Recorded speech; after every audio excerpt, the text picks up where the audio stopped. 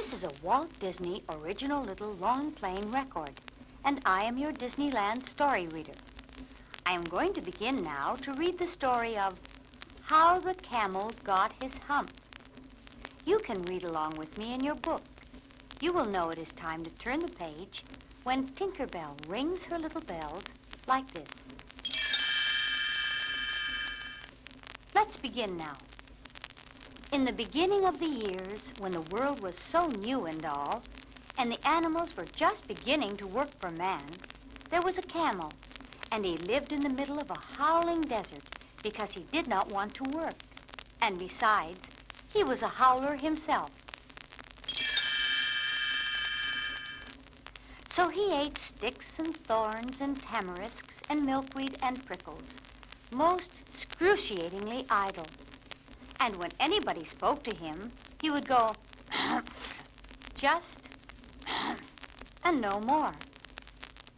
Presently, the horse came to him on Monday morning with his saddle on his back and a bit in his mouth, and he said to the camel, "Camel, oh camel, come out and trot like the rest of us." said the camel, and the horse went away and told the man.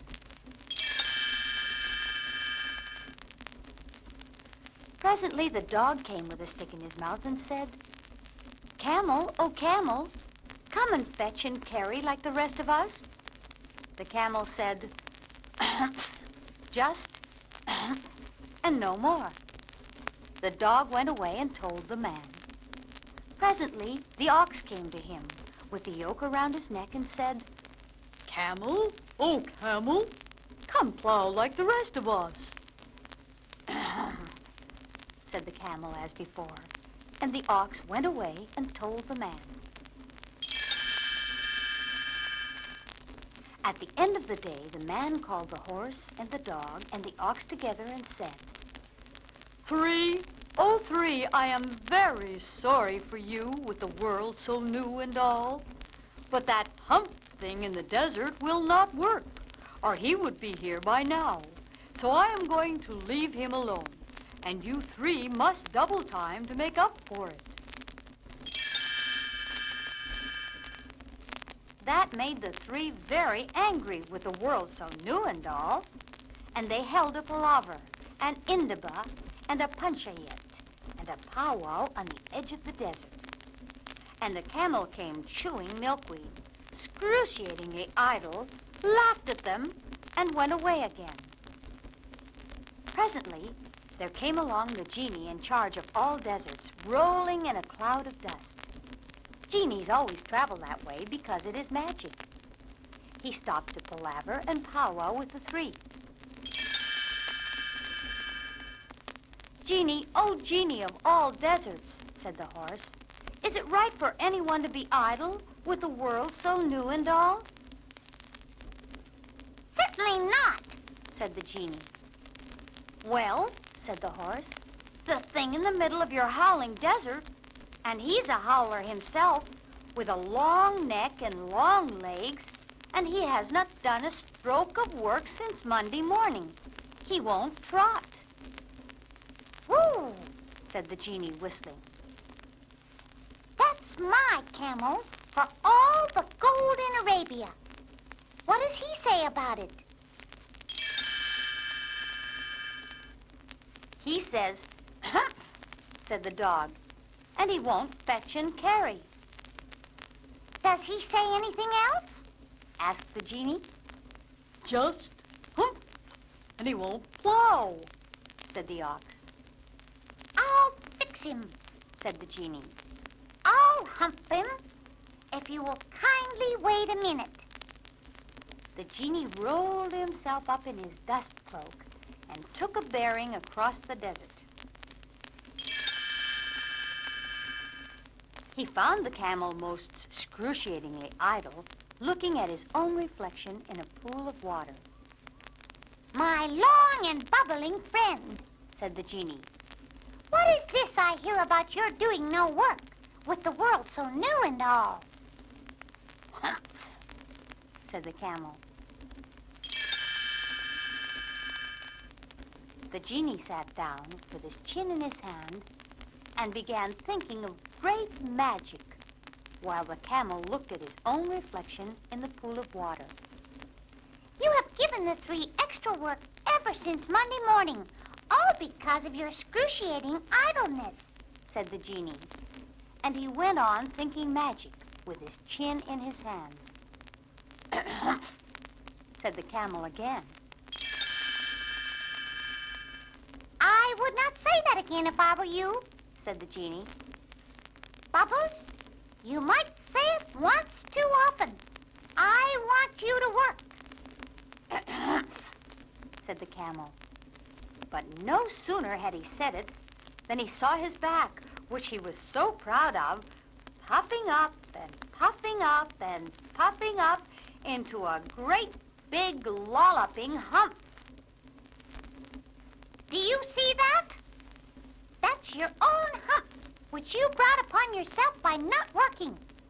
Today is Thursday, and you have done no work since Monday when the work began. Now you are going to begin to work. How can I? Said the camel. With this hump on my back? That's made a purpose, said the genie. all because you missed 3 days. You will be able to work now for 3 days without eating anything because you can live on your hump. And don't you ever say I never did anything for you. Come out of your desert and go to the tree and behave. Hump yourself. And the camel humped himself, hump and all, and joined the three. And from that day to this, the camel always wears a hump. We call it a hump now, not to hurt his feelings. But he has never yet caught up with the 3 days he missed at the beginning of the world. And he has never yet learned to behave himself. Hey, Greg, you want to imitate some things? I can do a lot. You want to imitate me? Okay. See if you can, okay? Okay.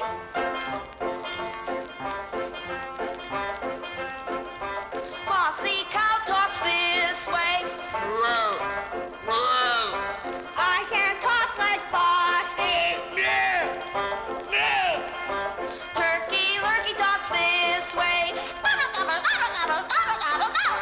I can talk like Turkey. Dinky donkey talks this way. Eat-all, eat-all, eat-all. I can talk like donkey. Eat-all, eat-all, eat-all. Puppy dog talks this way. I can talk like puppy. Great big dog talks this way. I can talk like big dog. Little bird sings this way. I can sing like birdie. Oh, black crow cries this way. I can cry like old crow. Mother hen talks this way. I can talk like Kenny. Little chick talks this way.